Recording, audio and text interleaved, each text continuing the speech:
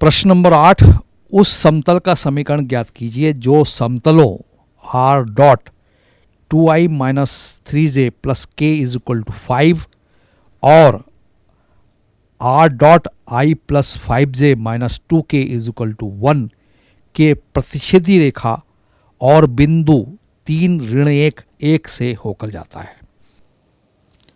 बच्चों, प्रश्न नंबर 8 में हमें दो समतल दिए हैं, r dot 2i minus 3j plus k is equal to 5।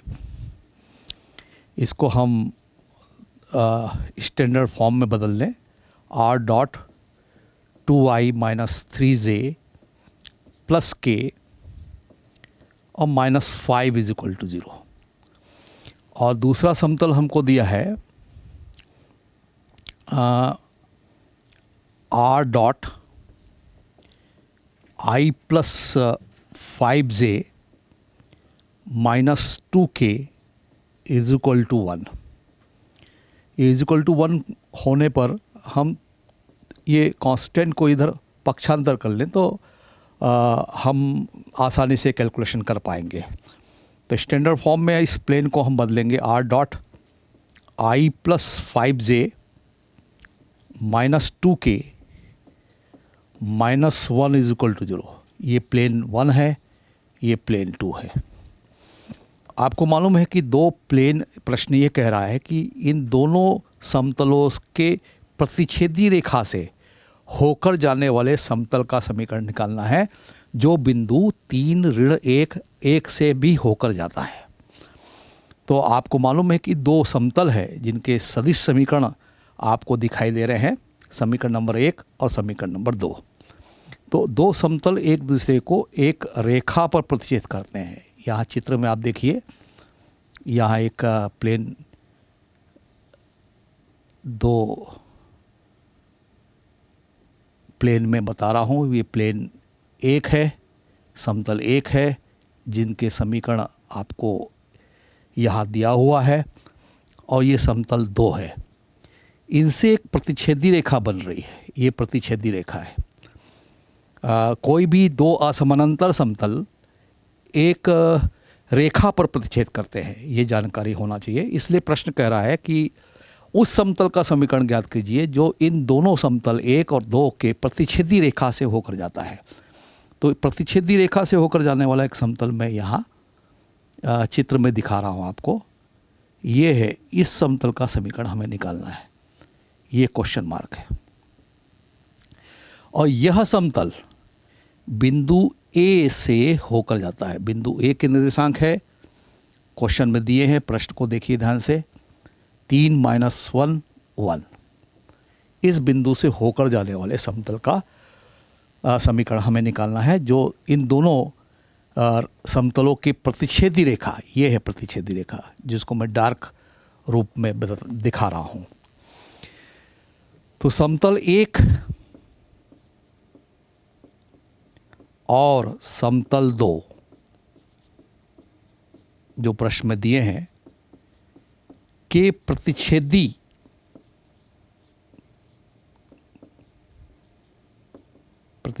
रेखा से होकर जाने वाला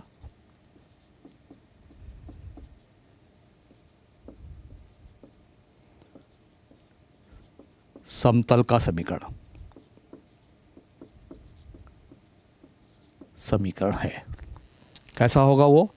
समतल 1 की नकल कर लेंगे हम, r dot 2i minus 3j plus 5 plus k bracket close minus 5, पहला समतल की नकल कर देंगे। ये देखिए समतल 1 की मैंने नकल की, प्लस लैम्डा, एक नियतांक लेंगे, इसी का मान हमको निकालना पड़ेगा। और दूसरे समतल की समीकरण की नकल कर देंगे, r dot i plus 5j minus 2k minus 1 is equal to 0। ये एक ऐसे समतल का समीकरण है जो समतल 1 और समतल 2 के प्रतिच्छेदी रेखा से होकर जाता है। इस समीकरण को हम 3 दे देंगे, लेकिन थोड़ा सा और कैलकुलेशन कर ले तो ज़्यादा अच्छा होगा। तो इस कैलकुलेशन को थोड़ा सा सिंप्लीफाइड कर ले तो r डॉट,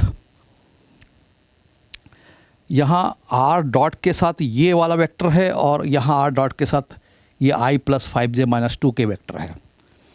तो आप देखिए कि यहाँ पर हम r के साथ जो i के कोफिशिएंट है 2 और यहाँ क्या है प्लस लैम्डा, ये i के गुणांक है, और प्लस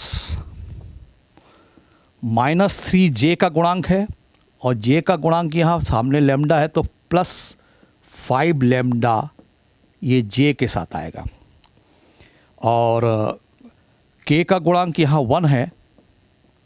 कैलकुलेशन पर ध्यान देंगे बच्चों, काफ़ी लंबा कैलकुलेशन है। k के साथ 1 है, यहाँ k के साथ -2 और सामने लैम्डा है तो -2 लैम्डा ये k, और नियतांक में क्या है यहाँ केवल -5 है तो यहाँ जानबूझ से मैं प्लस लिख रहा हूँ, और ये -5 ब्रैकेट में और माइनस लैम्डा = 0। ये समीकरण नंबर, मैं इसको 3 कह रहा हूँ। यह रिक्वायर्ड प्लेन है जो इन समतल 1, समतल 2 जो चित्र में आप देख रहे हैं, उनकी प्रतिच्छेदी रेखा इस रेखा से होकर जाने वाले समतल का समीकरण 3 है। अब आपको प्रश्न में ये कह रहा है कि यह समतल बिंदु 3-1 और 1 से होकर जा रहा है। समतल 3 बिंदु A एक निश्चित बिंदु है, प्रश्न में दिया है 3, -1, 1 से होकर जाता है।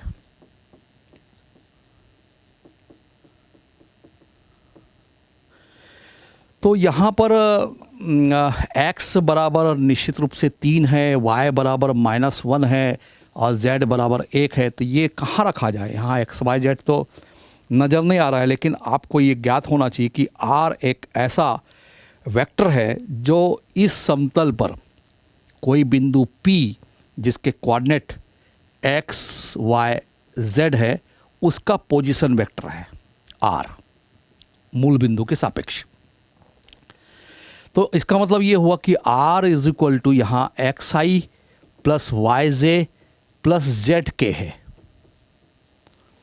तो ये बिंदु जो है, जो A है 3-1 और 1, इसको संतुष्ट करेगा r को। तो r के जगह हम लिख सकते हैं 3i, x के जगह 3i -j, y के जगह -1 और प्लस k डॉट, और ये पूरा का पूरा वैसा ही उतार देंगे। तो r के साथ जो डॉट है वो क्वांटिटी सिर्फ यहाँ तक है, ये ब्रैकेट क्लोज है यहाँ। 2 + lambda i + -3 + 5 lambda j + 1 - 2 lambda k और ब्रैकेट क्लोज, प्लस ब्रैकेट में -5 - लैम्डा = 0। तो हमने r के जगह उस बिंदु को संतुष्ट कराया जिससे यह समतल रिक्वायर्ड प्लेन होकर जाता है। x के जगह 3, y के जगह -1, z के जगह 1 रखा है। ये देखिए 3i -j + k।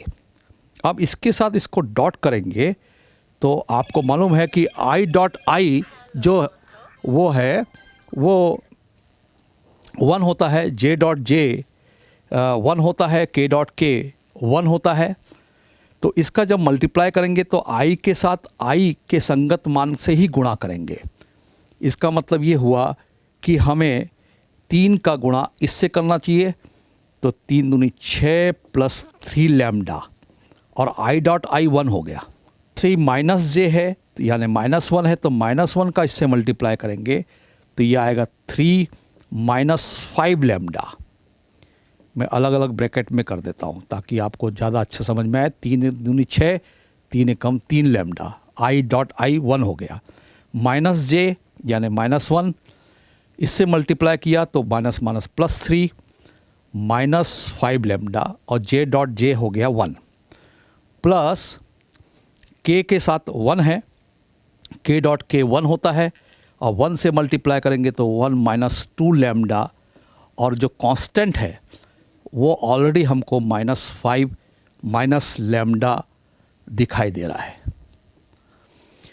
अब इस कैलकुलेशन से आपको ये क्वांटिटी बाकी और मल्टीप्लाई क्यों नहीं हुआ वो आपको इसलिए दिखाई नहीं दे रहा है क्योंकि आपको मालूम है कि आई डॉट आई और जे डॉट जे और के डॉट के 1 होता है, और आई डॉट जे और जे डॉट के और के डॉट आई ये 0 होता है। इसलिए आई का मल्टीप्लाई जे क्वांटिटी से नहीं हुआ, तो वो सारी क्वांटिटी 0 हो गई है। और ये तो कांस्टेंट है अकेला, -5 minus lambda as it is हमने वो नोट कर दिया।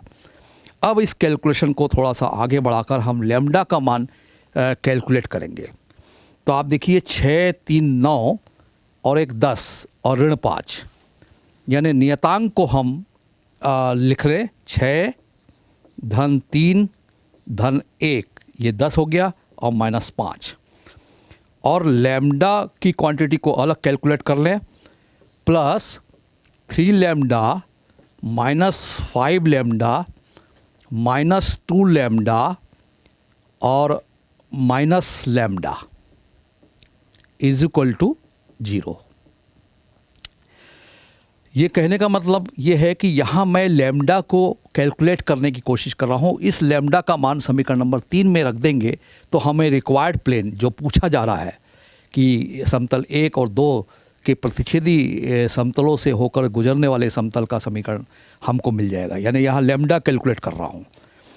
तो आप देखिए 6, 3, 9, 1 10, 10 में से 1 गया 5, तो 10 - 5 प्लस लैम्डा 3 लैम्डा -5 लैम्डा यानी -2 लैम्डा, और -2 lambda -2 lambda -4 lambda minus lambda -5 lambda, ये calculation -5 lambda is equal to 0 मिल रहा है।